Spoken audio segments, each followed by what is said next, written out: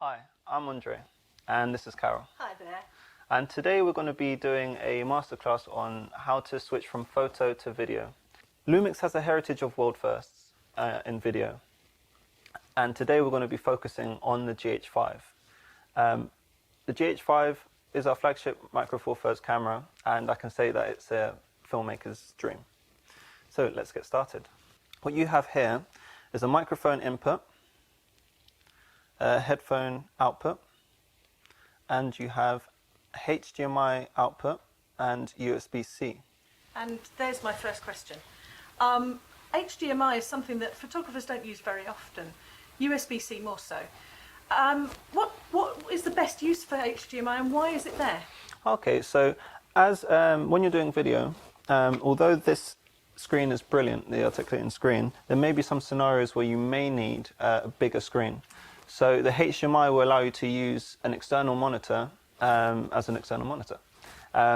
So what's important is that if you're doing, for example, a video with a high amount of information in it, with a lot of information, the HDMI needs to be fast enough to transmit that to the monitor. So you can view your lovely 4K 60p footage. So you've also got two card slots. The two SD card slots in the GH5 are something called hot swappable, which means that if one is full, you can take that one out. The GH5 will instantly recognize that, switch to the second SD card, and it will continue recording. So you can take that first one out, you can offload it, so you can just put it all into your computer or your hard drive, delete all the footage, and put it back in. And you can continuously do that. That's fascinating. And as a way of keeping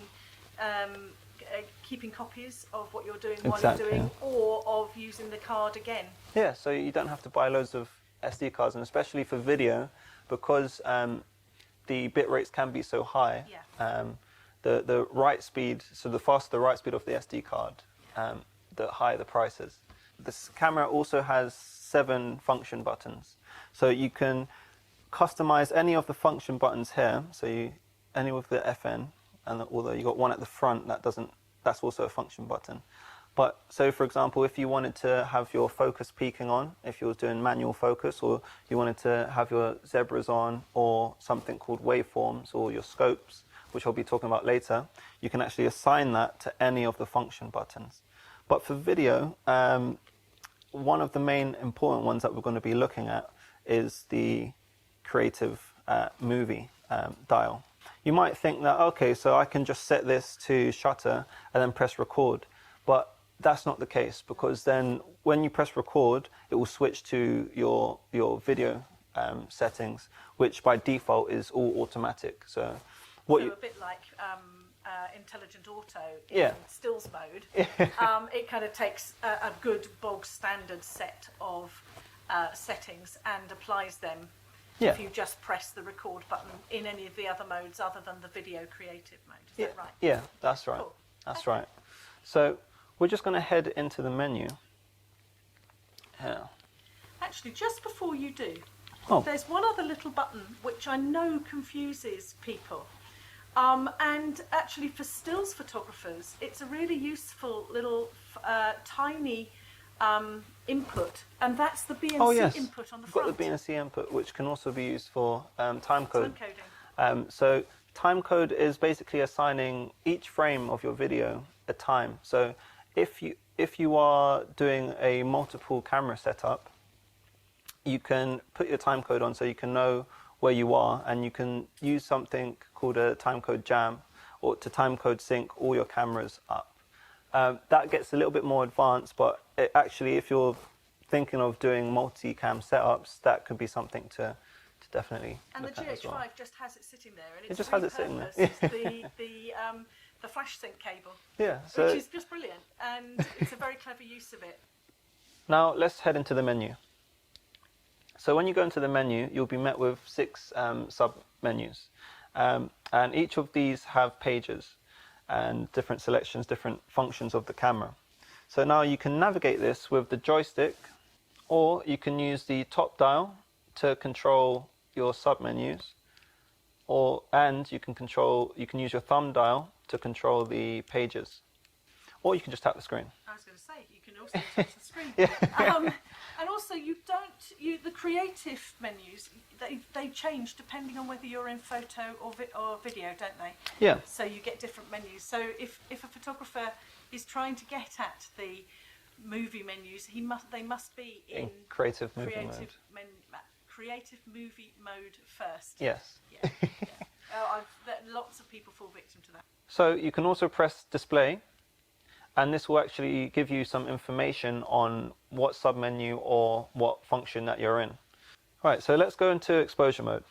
So by default, like I said, it's set to programmable, meaning that it's like an automatic mode, so it's going to be setting your aperture, shutter speed automatically. We don't want this, so we're actually going to go into exposure mode, and we're going to go to manual, or M. Now, this will allow us to use the top dial to adjust our aperture, and our thumb dial to adjust our shutter speed. So the next item down is your variable frame rate, or VFR.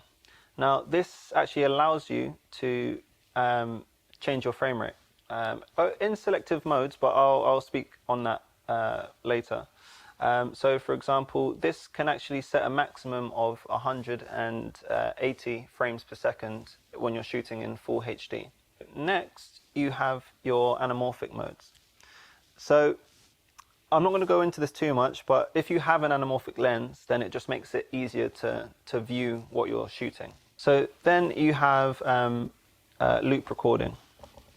And loop recording is basically when your card is full, it will kind of record over the oldest data. Okay, but so if you're leaving it monitoring, yeah, and you want it to go, you don't mind if it loses something.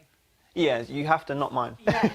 And you have to remember to turn it off. Yes. But just as a default, I would say just to keep this setting off because it can cause some loss of footage if you forget.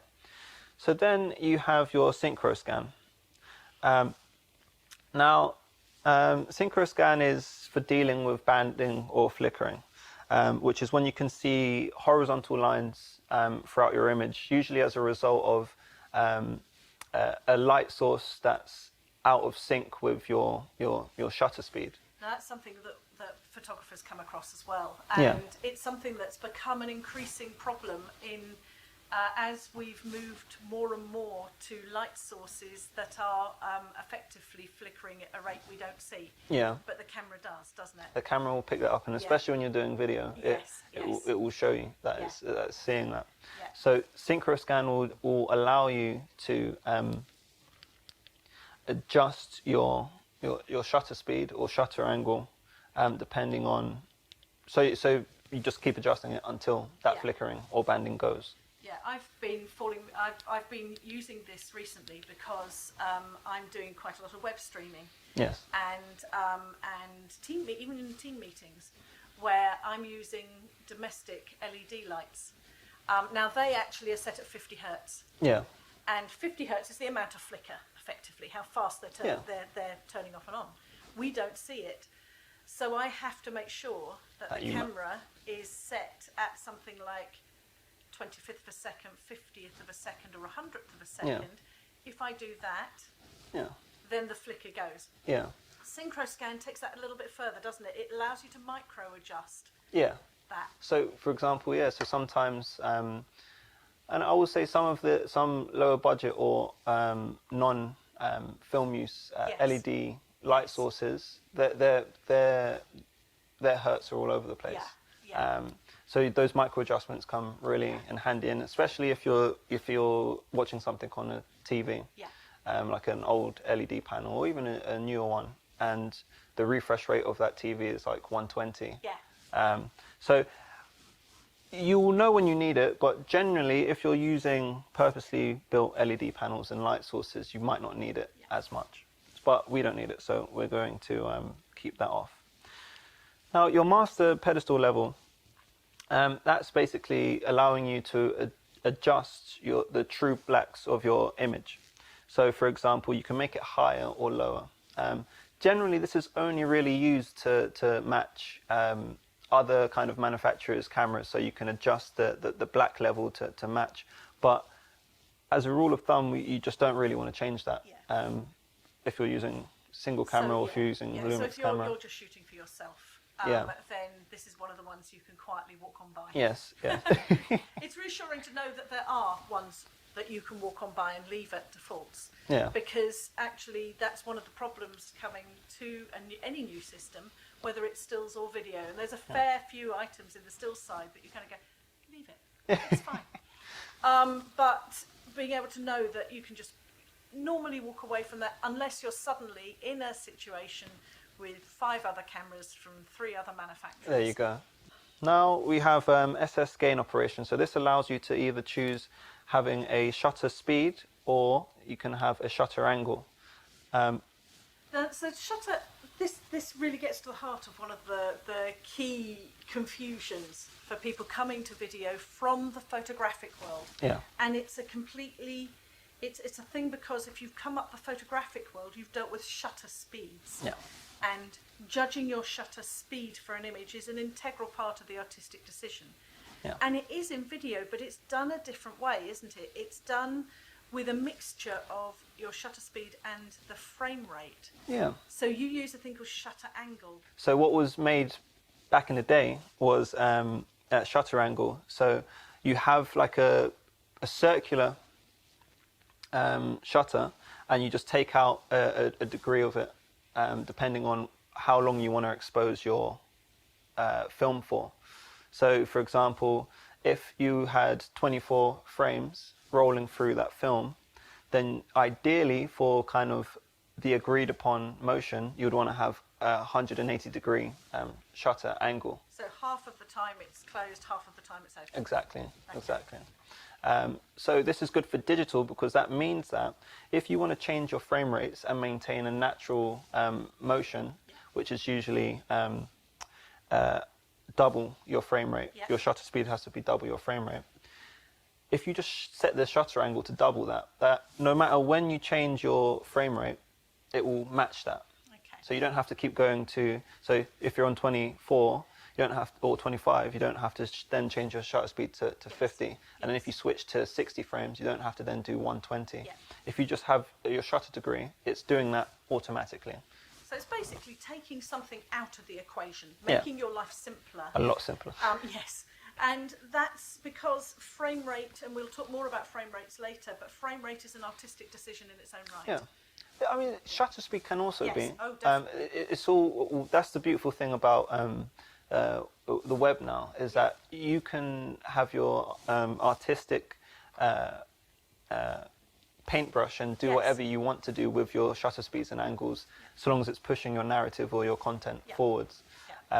Whereas back then it was kind of like an industry standard. So still today, like with broadcast, UK broadcast is like 25 frames per second. But then for things like slow-mo, when you want to increase the amount of frames that you have, so then you can slow it down and it looks smooth. So if you want to go to 60 or to 120, then those are quite nice as well. And then you don't have to then remember, oh, I'm going to slow-mo, I've got to change my shutter speed. And I've come off slow-mo, and I've got to change my shutter speed back again. There you go. And that's and so it's just making life a lot simpler. A lot simpler. Brilliant. So I'll just show you there. So when you switch over, you'll see that it goes to 11 degrees, which we don't need. For standard, for most video footage, you want to have your shutter degree at 180. And that's what we're going to set that to. Okay. So next we have our WFM, which stands for waveform monitor, and vector scope. So these are like measurement tools. So your waveform monitor is your way to measure the luminance in your scene. So this is like a really posh histogram. Yeah. And so the way I often explain it to photographers is that we're in the photography world, we're used to a histogram which tells you the dark stuff is on this side, the light stuff is on this side, you're recording the amount of dark and light in and it's like doing left to right. Left to right. This isn't doing left to right, No. it's doing top to bottom. So it actually, so in terms of where it is in your frame, it actually makes it a lot clearer to understand that. And this one, you can see there, you can have it just in the corner. But this can be very daunting, so we don't have enough time to talk about how to read that today. Yes. So we'll keep that. But then your vector scopes is a way to measure color. Oh, okay. Now this is something I've looked at vector scopes and I've gone, okay, and walked away. Stayed with the waveform monitor. I can kind of get the waveform monitor. Yeah. But the vector scope, I've kind of gone, all right. So explain vector scopes for me. So vector scopes is, so for example, it's a way to measure how accurate your color is. So each dot on here is going to represent a color. So a primary and tertiary color. There are a few things that when you're starting out, you don't really need to focus on at the moment. Those are things like the HLG view assist, and HLG is hybrid log gamma. It's like it's a form of displaying HDR footage. And then, for example, we will be talking about kind of log picture profiles as well. But we're going to actually talk about the focus transition, because this is a really cool feature of the camera. So when you go into focus transition, you'll see that you've got a number of settings. But what it will allow you to do is it will allow you up to 3 custom focus pools. And focus pools are a really interesting feature of moving image that is more difficult to achieve with stills. You know, we can take images that concentrate on one item, blur another, and things like that. But you're actually using that to actually take someone into something, aren't you? Or using it for creative effect. Yeah, so you're using it for creative effect. The majority of times you'll see a focus pool is usually to reveal something or reveal someone. So, for example, if someone's standing behind someone, like a horror film, so you'll see the person's vacant expression, and then the focus will slowly shift to the eyes in the background. The plant. The plant suddenly grows hands. But so in that way, that's how it can be used to push the narrative of your story forwards. But also can just be used as a nice transition in digital content. And manually, it's a technique, isn't it? And it's so this is actually helping you do it in a more automated way to make it a bit simpler. Yeah. So the benefits of having it automated is if you're doing a number of takes and you want the focus pool to be consistent, you don't want it varying at different speeds if you're doing it manually. So you can actually set these to whatever you want them to be, and you can set how fast or slow as well. But we don't really need this just now. And then you've got your 4K live cropping. So, for example, if you need to deliver your footage in 1080p HD, which is still a normal kind television. Of, so normal, what a lot of people are watching TV on. Yeah, so 1080p. But if you're delivering in 1080p, you can actually use the extra resolution of the camera, what the camera's capable of. So you can use 4K, and it will record in 4K, but it will allow you to, for example, select 2 different points, the start and stop point. And within the footage, it can either be a zoom or a track. Okay. Is the effect it would be. So if you wanted to do this without that, you would need to buy like some type of dolly or an actual track where you're sliding the camera along. But this will allow, and this is basically because 4K, if you film in 4K, 4K is essentially 4 times the resolution of full HD. Yeah. So it's like if a photographer had a great big RAW file, but wants to focus on the bird in the middle, but is only ever going to show that on a screen, they can cut in and zoom in. So you could do it in the same way, or to pick out an element in a photo. So like 1080p is essentially a 2 megapixel image, and 4K is an 8 megapixel image. Yes. So in that 4K, you've got all of that room to play with. To deliver in 2 megapixels. Perfect. But again, we don't need this just now. So what you'll see now is that when we will move into recording formats, you're going to see a number of different formats that's allowing you to choose how you store your video. Okay. And this is just so that certain devices can recognize your video file as some are more suitable for Windows, for Mac. But for example, MP4 is the most commonly used or most commonly recognized recording format. And you can see here that you actually have three options. The standard option is like is compatible with like your phone, TV, wherever it's compatible. So it's used. You can use it and show it on YouTube or show whatever. it on YouTube, or you can send it to your friend, and they can look at they can look at it. They can look at that. But then you've got things like MP4, HEVC, high efficiency video coding. Yeah. And then you've got which basically is just for your HDR video. Or your HLG video. And these are formats which, if you were into broadcasting or if you were doing a larger project where you needed a lot of dynamic range. So this is lots of darks and lots of lights. HLG and HDR are ways of getting that onto a television set. Yeah, so if but for most people starting out again, don't need it. You don't need that. If you were told to deliver it, okay, we need HDR for this, we need HDR for that. Or if you wanted to experiment, you can do, but you need a device that's able to show you a HDR image. So, for example, for the MP4 linear pulse code modulation, it's just it's a format of the MP4 that kind of allows for higher bit rates. So so it's just allowing you to cover that, but also in a format that's still recognizable by most players. Yeah. And then of course you've got MOV, which again is a higher quality recording format, allowing up to 10-bit 422. Same with the MP4 LPCM. And there are a few little bits of functionality that sort of rely a little bit on you using MOV and things, aren't there? So if you are in a larger project, you may be more likely to be asked for MOV. Oh yeah. So MOV, and even like now MP4 linear pulse code modulation. These are becoming more and more popular to deliver in, especially with the GH5 and IS series. But we are going to use the MP4 linear pulse code modulation. Well played. Format. This is going to be an ongoing joke now.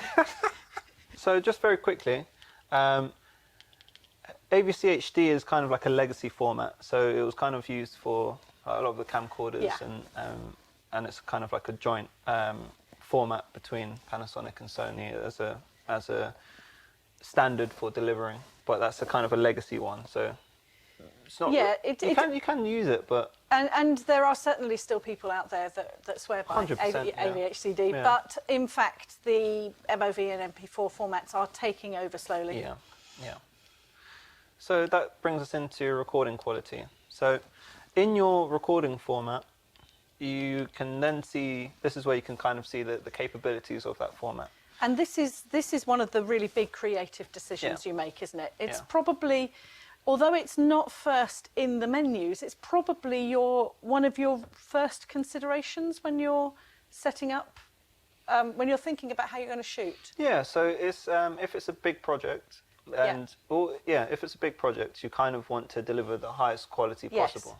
Yes. Then you've got to be like, okay, so I'm going to deliver in 4K. Yeah. I'm going to deliver in 10-bit, which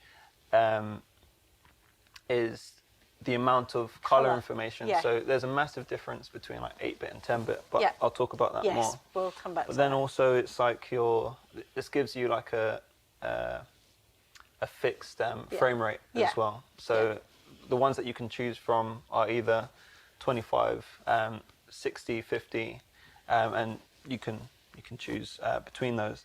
But also it gives you the option, like the maximum one is the all intra 400 mega bits per second.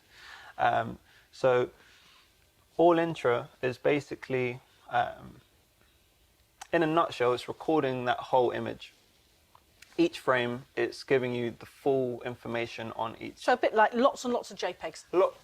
Yeah, it's not JPEGs, not JPEGs, but it's equivalent of kind of recording the whole image every single time. Every single time.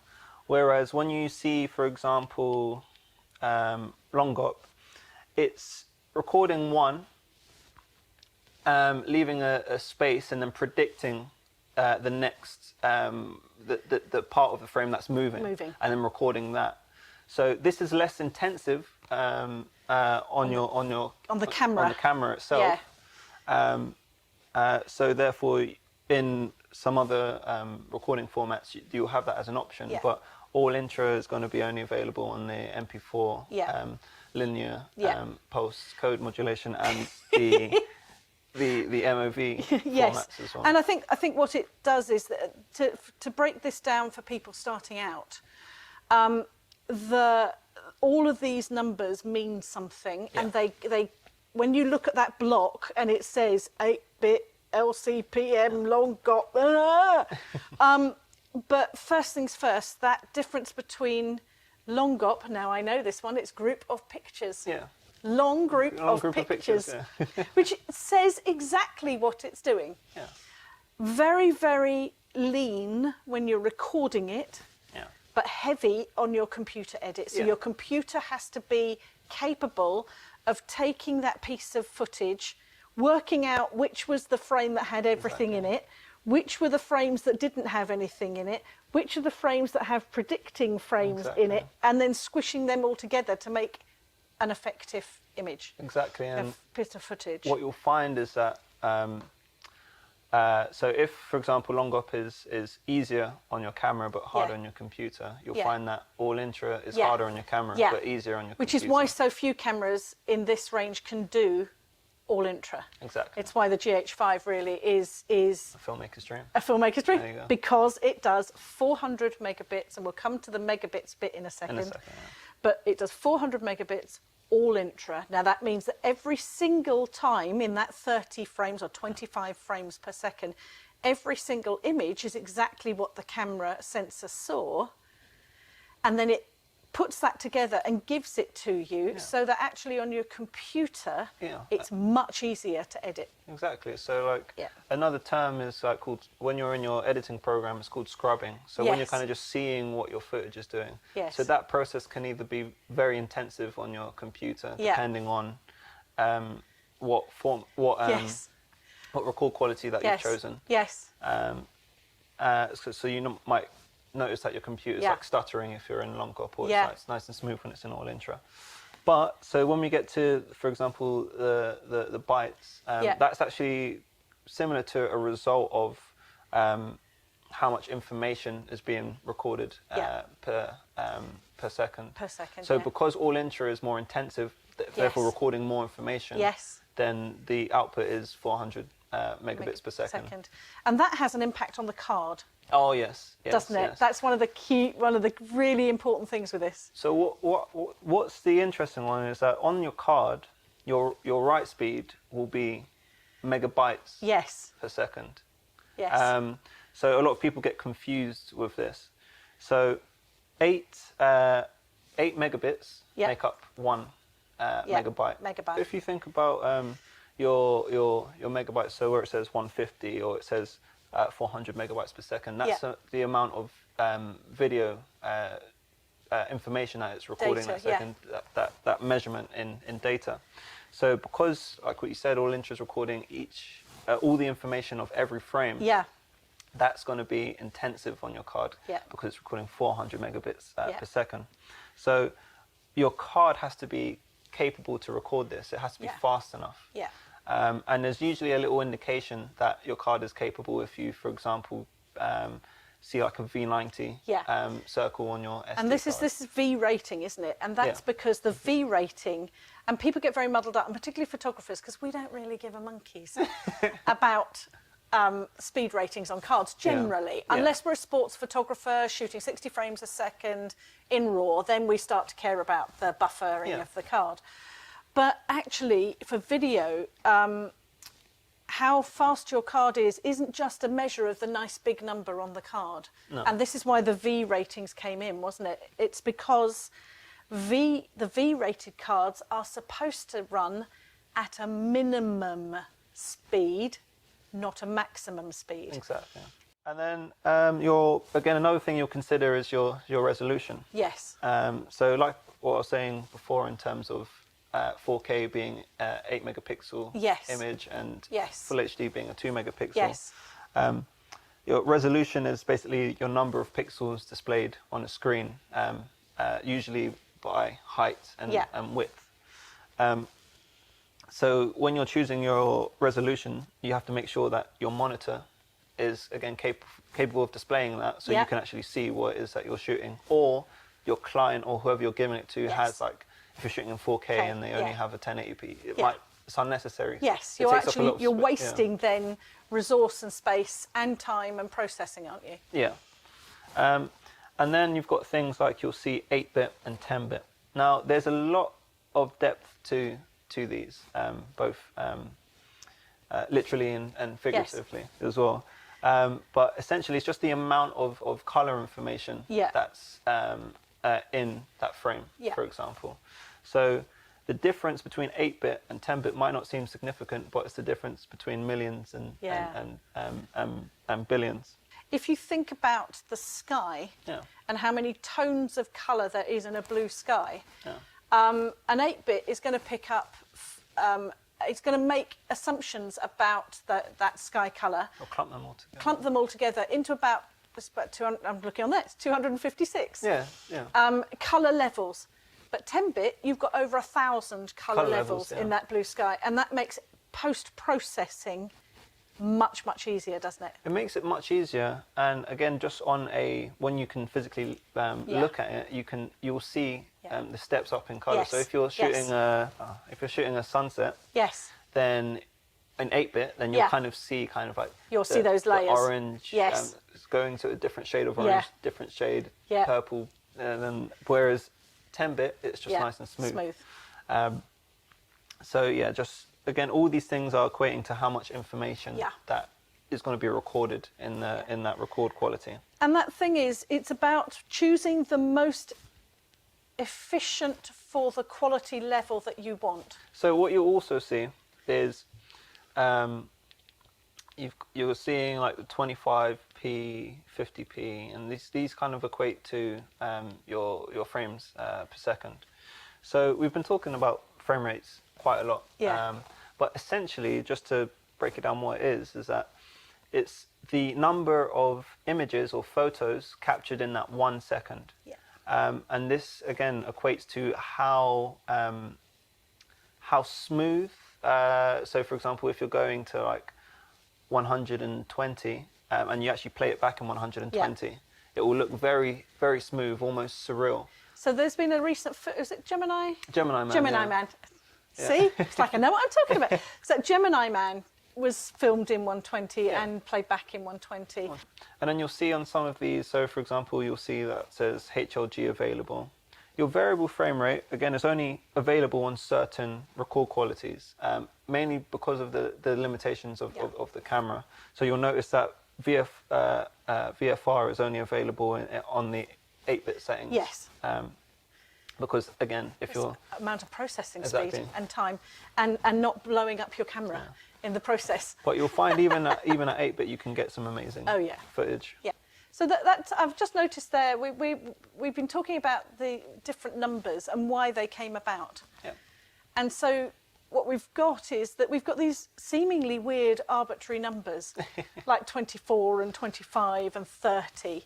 And how did they come about? So effectively, it's all just industry standards. So for example, the rate of 24 frames per second was mutually agreed upon in, for example, Hollywood. That looks most pleasing to the eye. That looks natural to the eye. And it's something like 1920 something. 1920. So and because of how common it is, it's just continuously used. And we see it. We feel it because we've seen it in that format for such a long time.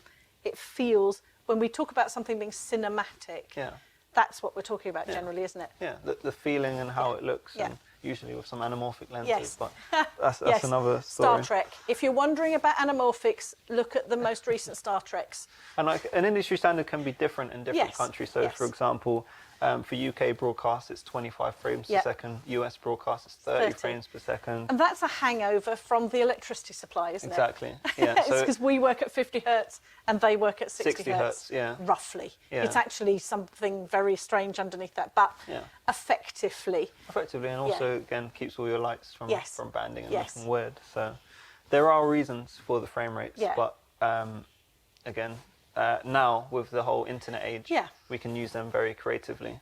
But it's only when you're getting, so for example, paid jobs might require Yes. that, okay, we're going to be using this for broadcast, so Yes. can it be? You see a lot of, particularly on YouTube, a lot of people recommending shooting at 60p. Yeah. And that's so that they can choose to slow down and speed up, isn't it? But it's...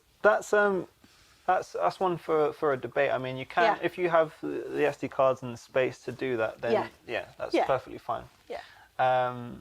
But if you're planning what you're doing and you say this scene I'm going to capture in 25 frames, you can be more efficient that way. Yeah, and that's actually it's probably a subject for a different conversation. Yeah. And actually, there is a real place for a conversation here about the aesthetics and how you plan this stuff and why you plan things in the way you do when you shoot video. Something we've all learned this year is that actually video takes a great deal more planning. Yes, please plan your videos. And pre-production work. Yes, your pre-production is There's no going out and, well, there is, but particularly for photographers, particularly for single operator photographers, we do actually plan. You know, if I'm shooting a wedding, which I haven't done for a while, but if I'm shooting a wedding, there's actually a huge amount of planning that's gone into that. Yeah. But that planning can all be held in my head because I understand my subject and I understand what I need to get out of it. Yeah. When you're shooting video, that needs to be much more explicit, doesn't it? But that's a conversation. I think there is here another conversation for us. Oh, definitely. About how to just about pre-production, how to get that all together. Yeah. But we will. Yes. Not to digress. Not to digress. But then, yes, you've got your time code setting, which I mentioned before. Just marking each frame, each video frame, and then being able to sync that between different cameras or external audio devices. If you're, because majority of the time you can capture audio from the camera, but you'll notice a massive difference, and I'll show you that later on. But sometimes you would want to record a high quality audio externally. But then we've got things like the XLR adapter that will be showing that's all built in. And we're actually using for this. Yeah, we're actually using that now. And then you've got like your autofocus single and your autofocus flexible settings. And effectively, you can just keep it on autofocus single. I mean, one's, in a nutshell, one's for predictable subjects and the other one's for unpredictable subjects. But for video, we'll keep it in AFC, or you might even be manually focusing. I was going to say, yes, because, I mean, definitely in video, there's people coming from the film world that have come from video cameras from the get-go are very much more used to manual focus than stills photographers who, for the last 35 years, have had extremely good and effective autofocus. Actually, this is a new territory for many filmmakers, is actually coming into autofocus. But autofocus continuous on here is where you'd set this. Yeah, so we would set this to autofocus continuous, but just on that point, it feels more organic to pull focus manually. Whereas when you're doing autofocus, it can feel very robotic. So those are the kind of differences between the two. Depending on what you're doing, you might be doing just a piece of content where you just need the autofocus, and therefore you could just pop it into autofocus continuous, which is here. And you've got the selection between mode 1, mode 2, Mode 1 is basically just only working when you're recording the actual video, and mode 2 is just whenever your camera's on, it's continuously. Yeah. And that actually is really relevant for people now in our new world who are web streaming using this. Always put it in mode 2. Always put it in mode 2. Yeah. If you're web streaming, put it in mode 2, because you're never going to press the record button and you won't get any focus. There you go. And then you'll get really cross. Exactly. And then also, and this pairs well with having your auto focusing mode and face tracking as well. Yes. Then you've got your AF custom settings, and when this is on, so I'll put it in mode 2. When you turn it on, or when you set it, you can actually choose the autofocusing speed and sensitivity, so how it tracks your subject or your point of focus, and whether it chooses to. So, for example, your speed is how quickly it will. How quickly do that it focus. will pull. So the will focus, it look like a 1980s camcorder going focused, or will it do a nice, smooth, as if you've paid someone a fortune to slowly go like that on your lens? Yeah. And then your sensitivity is basically how responsive or non-responsive it is to your subject. So if you know that, for example, you want it to stick to a certain subject, you would have it more towards locked on. Yeah. Whereas if you are having subjects pop in and out, then you'll have it to responsive. So when your subject moves in front of your focusing point, then it will refocus to them, or if you have it locked on or not. So when talking about picture profiles, I thought it would be easier to do it this way. So I'll quickly explain what picture profiles are, and if you're coming from photography, I'm sure you know, but using a baked-in or using a picture profile is essentially you're using a baked-in look to your footage, whereas RAW would allow you to change not just only things like the color temperature. We're not focusing on that. We're focusing on the luminance or the dynamic range. So you'll be able to receive information from your shadows and your highlights much more in RAW than you would be able to if you shot in a picture profile. Now this works the same for video footage, but we're going to be comparing it to using a log profile. So when you scroll through the picture profile settings, you'll come across one called Vlog L. Now you might be asking, okay, what is a log picture profile? So essentially what it is, it doesn't work in the same way as a picture profile, because if you were to edit the luminance of a baked-in picture profile, it would be quite destructive. You wouldn't be able to retain much information from the shadows, and you won't be able to retain much information from the highlights.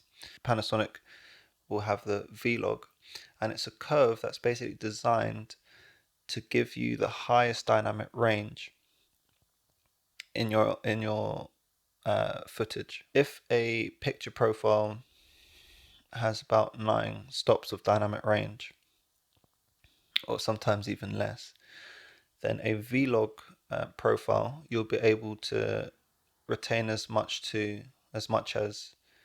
on the GH5, you'll be able to retain as much as a 12 stop dynamic range. So this is a lot of luminance information that you're able to retain in the shadows and the highlights. Now, when working with log, what you're seeing on the screen, this is a program called DaVinci Resolve, and essentially you can grade, which is to add color or to add your log profile to a color space. And so if you're using Vlog-L, is you would need to apply a lookup table. For Vlog, it's Panasonic's it's the VariCam essentially, which is the Panasonic's cinema camera, and this is a light version of that, but you're actually moving the log picture profile into a color space using the LUT picture profile, and it's a Panasonic color space, so the tonality of your image will be accurate. So for example, if you was using a different manufacturer's one, then your skin tones and your colors might be a few shifts off the true color, true skin tones, or a true red or a true blue, etc. So by applying this LUT, and this one here you can download from the Panasonic website, it's Vlog to Rec 709. Now, Rec 709 is a standard color space that's applicable for most TVs, if not all TVs, displays and monitors. It's a nice package of a space for color, so that it's so your image looks similar on all TVs and displays. And that's essentially what Rec 709 is. But I'm not going to go into too much detail. But what I'm showing you now on this editing program called DaVinci, I'm in the color section. This is how you would basically apply a LUT or a lookup table to it. Any questions, just pop them in the chat or feel free to reach out to me. But bits and pieces that are just running around my head now, that are really where the difference is between how it's used for video and how it's used for stills. Yeah. And one is aspect ratio. Yeah. Now, in stills, aspect ratio now is purely an aesthetic decision, usually. Yeah. But actually, it's slightly different for video, isn't it? You do have to make more consideration with the aspect. The aspect ratios for video, they came about through kind of like delivery standards. Yeah. So way back when we had what we would call the kind of the box TVs, low definition by today's standards. Yes. That was traditionally in a 4:3 aspect. Yeah.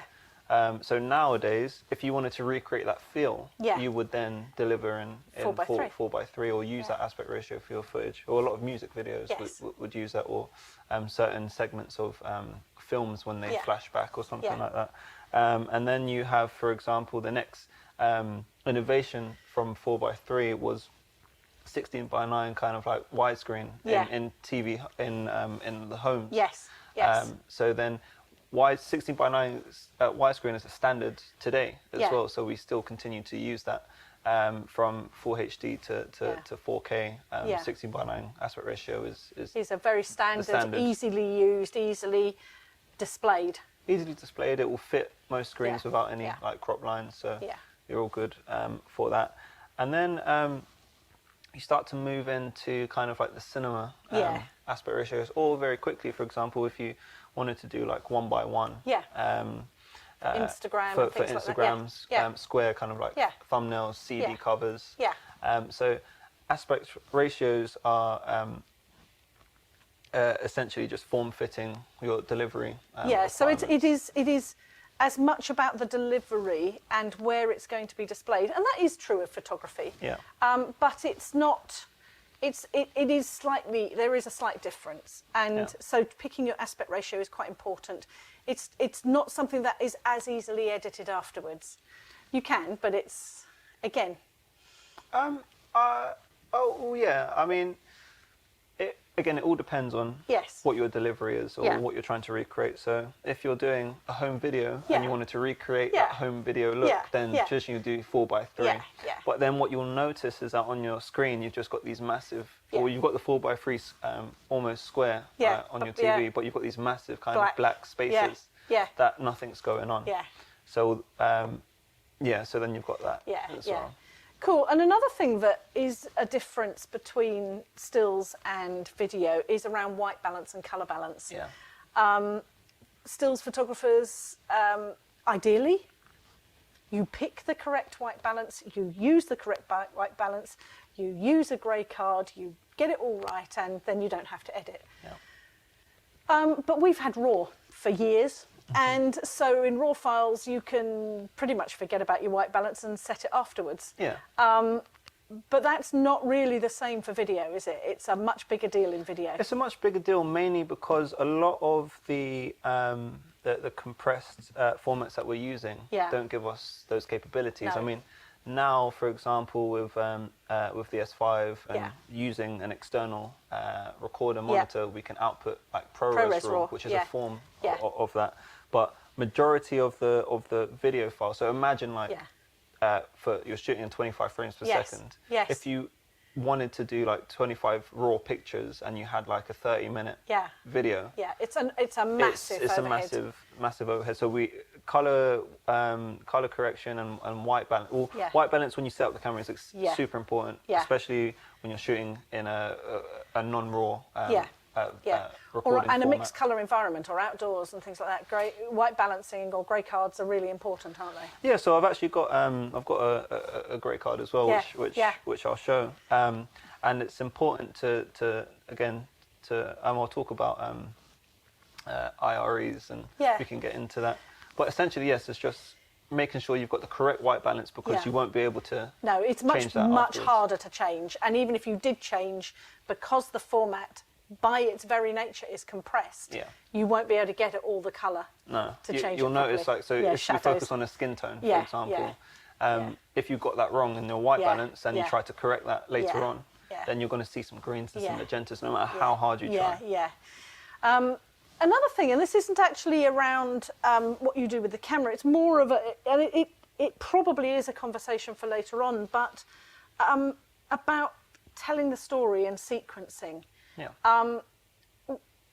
As photographers, we are very used to just, particularly a photographer like me who rocks up at a job and just shoots it. But actually, we have thought about the story in our head and sequenced in our head. But your sequencing and telling a story is more important in video, isn't it? Because you're going to compile it all afterwards. Yeah. So there's an element of pre-production when you're going to do a video, especially if you're doing a narrative. And even if you're doing something like a documentary, there's always a storyboard where you have a beginning and an end. Or you, for example, if you're into literature at all, you kind of have your story arcs. And you'll build up to a climax and then or resolution or something like that. But essentially, if we think of a basic shooting technique that everyone should follow is like handles. So within your footage, you should have a beginning frame and an end frame. Especially if you're doing some type of movement like panning or tilting, there should be a place where you start and a place where you finish. And that's kind of what I would say to practice with first, is just having those handles, that beginning handle and end handle. And it's just being more explicit about the whole planning of it, isn't it? Even if it is taking the dog out and getting it to jump over a fence. That if you're going to do that, actually what I would do is just frame up the fence and go, and I've got the shot. Actually thinking about where the dog is going to jump from and where the dog is going to jump to, and making sure that you've got that in your head. And that's about shooting. Somebody said something about shooting for the edit. It's making sure you've got enough footage, because you can't go back and redo it. So that's the thing, it's just having a number of angles. It helps, but this is a stylistic choice. So if you just want to do one locked off shot because you feel like the dog jumping over the fence is powerful enough, then that's perfect. But if you're worried about like delivery, or you want to show more aspects to it, so you want to show the dog crouching, and then you want another angle for him over the top, so you can see him, and another one of him in another landing perspective, and even just one of him actually jumping. So you might want to get underneath and see the dog. You might not want to see that, actually. I don't know. But then so shooting for the edit, having a beginning, middle, and end is important. And having enough footage there. And having enough footage there, and that's usually kind of solved by having things like B-roll. So when we think about, if we think about a camera as your main camera, or a camera as your a roll as your main footage, which tells the meat of the story, and your B-roll, again we're using film, B-roll as your, if we need it. So they enhance the environment, they enhance the scenario. They're just random bits. Well, not random. They're additional bits of the story of the story that's if they're shown, they can be important, but if they're not shown, they're not that important. And that's exactly this. There is actually a very good correlation to that in good photography, particularly documentary photography, or corporate. You need B-roll. And so if I'm shooting a wedding, obviously there's all the key markers, and I know exactly what I'm going to be doing for those key markers, but I will wander around, or I'll set my second photographer wandering around, getting lots of other photography that I will incorporate into the final, what I give them, to tell the story. But if it's not in there, it's not the end of the universe. Exactly, and that's the whole point of B-roll. So what you'll find is if you're doing run and gun stuff, so when you're just like documentary, it's very kind of situational based. You don't have control over your environment as such. So if you're shooting someone talking, you want to make it interesting. Otherwise, it might seem boring. So you have your person talking, and then you might have some B-roll of the street sign where they are talking, or you might have some B-roll of some birds flying in the sky, or just to relate to what they're saying. Just relate and bring it back. But if they're not there, it's like, okay, you're not going to say, where's the birds? Yes. Okay, so my final question in this bit before we wrap up is around stabilization, and I've left quite a big question to last, because there's actually several elements to this. There's the stabilization that the camera can do itself, and then there's actually the stabilization that you can add to that. There are settings in the camera. We probably won't go through much of them, but it gives what the camera can do, because the camera can stabilize amazingly itself, can't it? Amazing. It's got, like what you're saying, you've got some in-camera options for stabilization, and this has 5.5 stops of stabilization, which is fantastic. So it makes hand-holding the camera a very... so, for example, there's some footage that you can't have because it's too shaky. Yes. But with the GH5, that's pretty much erased now. And that actually, 5 of that stops is applicable regardless of the camera. Exactly. Regardless of the camera? Regardless of the lens. Of the lens, yeah. Of the lens. Because it's all embodied. So you can actually put on other lenses. Now, that is a conversation for another blog. But but also, there are times when you need more than the stabilization can do itself. Yes. And that's where external comes in. That's where, so you've got things like, well, when we think of stabilization, so for example, a tripod is a form of stabilization. Yeah. But we know that that's extremely static. Yeah. And then you've got things like a shoulder mount, which I'll show you. And again, that gives motion. It's more stable motion because the camera is resting on your shoulder, and it gives you that feeling of being in the action. Oh, that's interesting. And I've often wondered, it's a really good point actually, because I've often wondered why it is that a shoulder mount is there. Yeah, so I mean, before the gimbals and stuff. It just gives enough motion for you to feel it's real. Yeah. Ah, interesting. Yeah. So I mean, before like the gimbals and and cranes and so before the gimbals and the steady cams and all that stuff, the shoulder mount was like a revolution. And they had like shoulder mounts with like suspension and stuff to stabilize the camera, but it took a form on its own when other forms of stabilization like the steady cams, which is a counterweight system. So when you're walking, running, it's all very smooth. But that also has slight motion to it when you're running, and that gives a very that gives a feeling that you're in the action as well. Whereas when we go to the extreme end, like a gimbal now, so which works off a gyroscope and it stabilizes on all 5. Yes, I've just been trying to set up one for the first time ever over the last week. That's been a learning curve. Oh yes, so yes, you have to. It's not just as easy as you just take the camera and you put plonk it on and it's stabilised. No, you have it's to balance not. All your axes. But when you get it, you've got it. So that means that now when you're walking, it's extremely smooth. It's almost like you've got a track. So you can walk in one direction and it'll be completely smooth if you calibrate it properly. And that's the current place that it will boost your production value of it.